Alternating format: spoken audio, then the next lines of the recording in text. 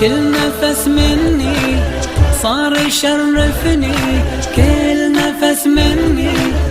صار يشرفني، من صدري تعالى يمدح طه والا. بلندتر صلوات اللهم صل علی محمد و آل محمد. ظہور تاجیل امام زمان علیہ السلام بلندتر صلوات. اللهم صل علی محمد و آل محمد. بسم اللہ الرحمن الرحیم. الحمدللہ رب العالمین والعاقبۃ للمتقین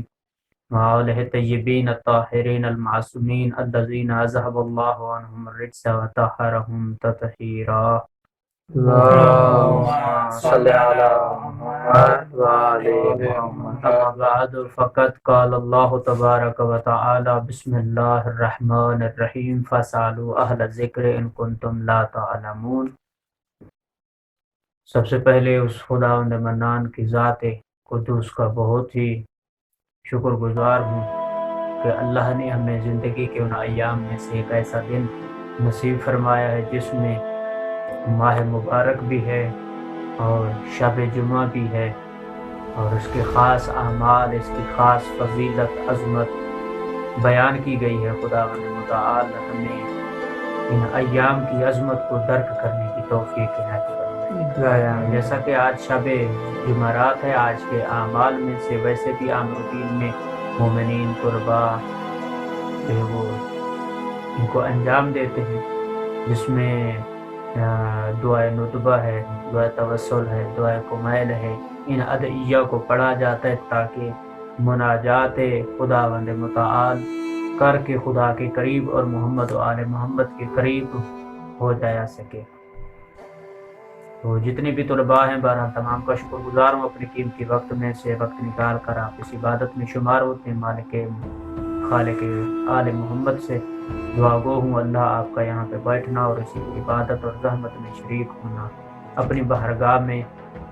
بطور نجات اور شفاعت قرار فرمائے. آج کا ہمارا موضوع جو ہے وہ ہے ماہ رمضان کی فضیلت کے حوالے سے اور اعمال ماہ رمضان کے حوالے سے کہ مطلقاً ماہ رمضان میں کون سے اعمال انجام دیے جائیں اور اس کی فضیلت اور برتری اور منزلت خدا کے نزدیک اور قرآن کے نزدیک کیا ہے.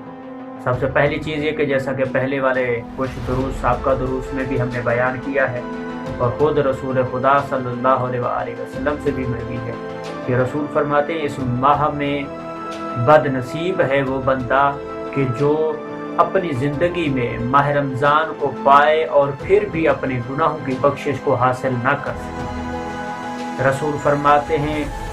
بد نصیب ہے وہ بندہ جو اس ماہ میں بھی اپنے آپ کو شیطان کے شیطانی چنگل سے آزاد نہ کر پائے. بد نصیب ہے وہ بندہ جو اس ماہ میں رحمت الہی سے فیض حاصل نہ کر سکے، کیونکہ یہ وہ ماہ ضیافت ہے، ماہ نجات ہے، ماہ مغفرت ہے، جس میں انسان اپنے رزق، اپنی بیماریوں، اپنی دعاؤں اور اپنی خواہشوں کو قبول بھی کرا سکتا ہے اور پورا بھی کرا سکتا ہے. جس طرح شب قدر کی آگے جو راتیں آئیں گی جس میں ان کے اعمال اور اس کی فضیلت کے حوالے سے بھی انشاءاللہ ہم آپ کو ذکر کریں گے. اور آل محمد نے اس ماہ میں جو فضیلت بیان کی ہے کہ انسان جتنا بھی اپنے آپ کو چاہے خدا کے قریب کر سکتا ہے اور اس کے اثرات کافی دیر تک انسان کے وجود میں اور نفس میں باقی رہتے ہیں. لیکن ضروری یہ ہے کہ جو بھی اس ماہ میں اعمال کو انجام دے اور خدا کے قرب کو حاصل کرے اس کو صرف ان ایام تک ہی محدود نہ رکھے، بلکہ اپنے آپ کو اس ایام میں ایک تربیت گاہ کے طور پر لے کے خدا نے اس ماہ کو جس کو میرے لیے تربیت کے طور پہ منتخب کیا ہے اور میرے لیے فضیلت اور عظمت کے طور پر اس کو منتخب کیا، اس میں اپنے عمل کو، اپنے کردار کو، اپنی گفتگو کو، اپنے نفس کو اور اپنے ایمان کو اس نہج تک لے جاؤں کہ ماہ رمضان کے بعد بھی میں خدا کے قریب ویسے رہوں جیسے اس ماہ میں. کہیں ایسا نہ ہو کہ جیسے ہمارے پاک و ہند میں بر صغیر میں جیسے ہوتا ہے ماہ رمضان یا ماہ محرم آئے تو اس میں خاص اہتمامات ہوتے ہیں، یعنی 10 محرم یا 11-15 محرم کے بعد ہم سمجھتے ہیں کہ شاید غم میں حسین ختم ہو گیا ہے، تو در حقیقت ایسا نہیں ہے۔ آیت اللہ بہجت فرماتے کہ ان سے ویسے بھی پوچھا جاتا کہ جیسے جب بھی ان کے سامنے کوئی بھی طالب علم جب اسم اور نام حضرت امام حسین علیہ السلام لیتے یا لفظ کربلا بھی آ جاتا تو ان کی آنکھوں سے آنسو جاری ہو جاتے۔ پھر پوچھتے تھے طلباء شاگرد پوچھتے تھے کہ آقا کیا ایسی وجہ ہے کہ جب لفظ کربلا میں کیا ہے کہ جب لفظ کربلا آتا ہے تو آپ کی آنکھوں سے آنسو جاری ہو جاتے ہیں؟ تو آقا فرماتے ہیں کہ جب لفظ کربلا آتا ہے تو مجھے جو ہے جناب عباس اور جناب زینب سلام اللہ علیہ یاد آتے ہیں، ان کی مصیبتیں یاد ہیں، ان کی تکلیفیں اور ان کے امتحانات اور آزمائشات یاد آتی ہیں کہ کس طرح سے انہوں نے قرب خدا کو حاصل کیا ہے۔